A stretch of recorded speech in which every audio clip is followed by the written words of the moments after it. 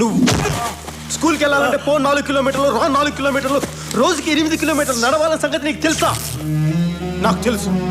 అన్నం అంటే జొన్నన్నం తినాలని, వరన్నం 6 నెలలకి వండుకుంటారని, పరమాన్నం వండినప్పుడే పండుగ అంటారన్న విషయం నీకు తెలుసా? నాకు తెలుసు. ఆడుకోవాల్సిన పశు వయసులో సరైన వైద్యం అందుక బిడ్డలు చనిపోతారన్న విషయం నీకు తెలుసా? ఆకలేస్తే నేల వైపు, దాహం వేస్తే ఆకాశం వైపు చూసే మనుషులు ఇంకా బతుకున్నారు ఈ సమాజంలో. నువ్వు బతుకున్న ఈ సమాజం ఉన్నారని ఇంకా తెలుసా నీకు? తండ్రి చనిపోయిన 6 గంటలకి తల్లి చనిపోతే ఆ బాధ ఎలా ఉంటుందో ఎప్పుడైనా అనుభవించావా? నేను అనుభవించాను. కంటికి కనిపించిన ఏదో ఒక శక్తి కొన్ని టన్నుల బరువుతో భూమిలోకి తొక్కుతున్నట్టు నీకు ఎప్పుడైనా అనిపించిందా? వయసులో ఉండగానే బాధతో భుజాలు కుంగిపోవటం ఎప్పుడైనా అనుభవించావా?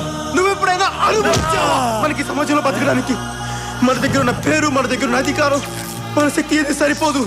ఈ జనం మధ్య బతకలే దూరంగా పారిపోవాలి. నీకు ఎప్పుడైనా అనిపించిందా?